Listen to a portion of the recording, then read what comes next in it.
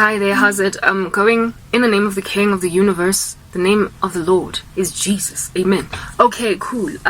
Alright, yes, I was speaking in the previous part about the strategy trying to come up at me, bashing its chest on a mountain top like that giant gorilla called King Kong.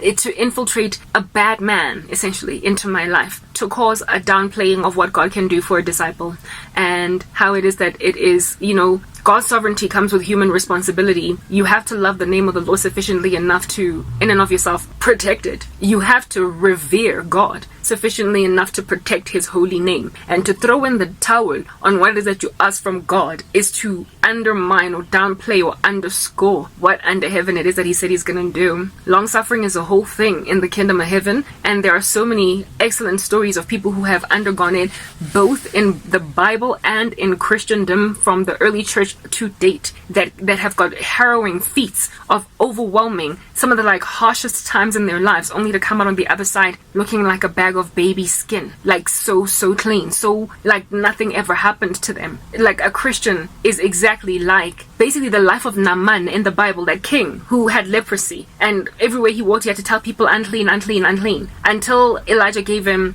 instruction to go and bathe in the river Jordan, and he came out with baby skin. Like, you walk around with a disease that looks like it's never going to get away from you. That's what persecution looks like. And then once the Lord has given you instruction to go and dip yourself 7 times in the river Jordan, your life on the other side is so cleansed. You are so essentially appearing like you never even had anything wrong with you. Like, it is written of Naaman that his skin was so beautiful that it was like the skin of a baby, of an infant, and yet the dude had leprosy, a very highly contagious disease that causes people to avoid you. You become a social recluse, you get withdrawn from all of society, and then he ended up having better skin than even the people of his land. A Christian's deliverance testimony after going through a dark season is exactly like the story of Naaman in the Bible. Naaman, however you say it, he is a man that speaks of the conquering power of a Christian that waits on God, long suffers, and has faith sufficiently enough to take the words of a prophet to go and dip himself in the water, in the river 7 times. Joseph is an excellent example of that nature. Like, he was dipped in the proverbial Jordan River for 7 years, in the sense that he was in Egypt. And after going through a season of many trials in Egypt, first Potiphar's household and then prison, he then found himself like the prime minister of Egypt. Like, who in the world would ever have imagined that slave dude that rocked up as a teenage boy would ever one day essentially run this country, everybody reporting into him, and he's second to no one but Pharaoh himself. Like, it's an amazing story that Daniel came out of the lion's den spotless, without even a scar.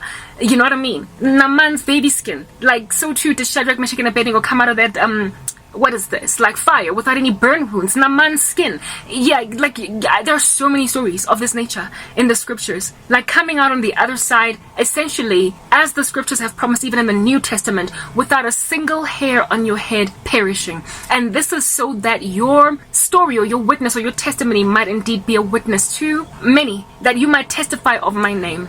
We have to recognize the importance of protecting the name of the Lord, guys. The veracity of what he says to us, and the factuality of what it is that he says to us. It is a fact. We comprehend it as such, right?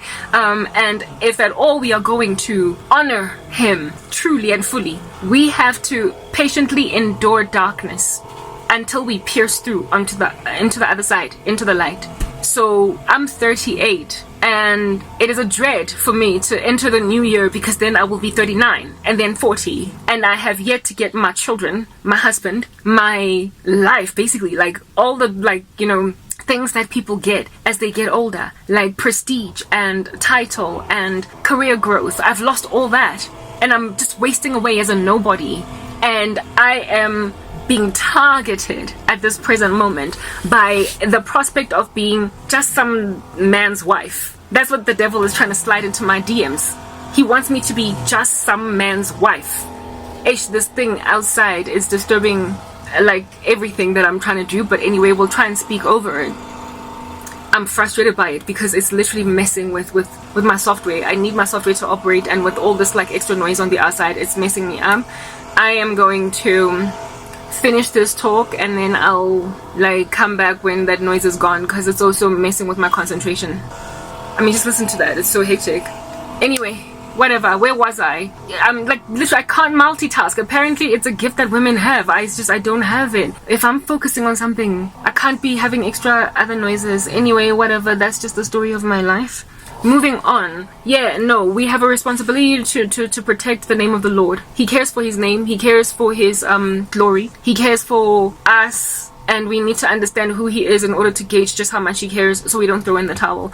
But I've got this like funny little strategy that is trying to worm its way into my life, where I must now just end up some man's wife. Like just some dude's wife. Not anything in my own capacity. Not anything that God has called me to be. But just some dude's wife. Like a woman that basically narrowly escaped death because some dude decided to marry her. Because some dude made a decision to... Hashem, this chick is going through so much, but at least she's cute. I'll take her. Just some man's wife. The devil wants to go and grab a woman with great promise that Christ has given many, many, many, like, visions about the future and what under heaven he's planning on doing with her life, and convert her into just his wife. Just some dude's wife. I don't have a problem in being a man's wife.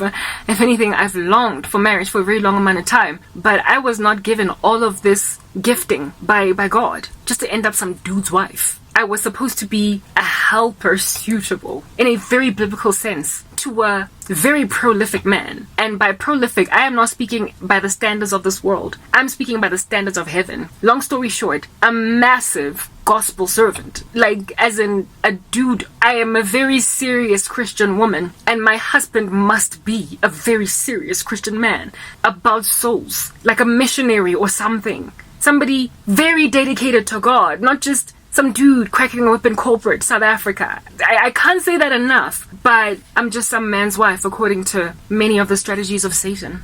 So now that I've spoken all that, I want to give you an understanding of the dream that I had, Rapture.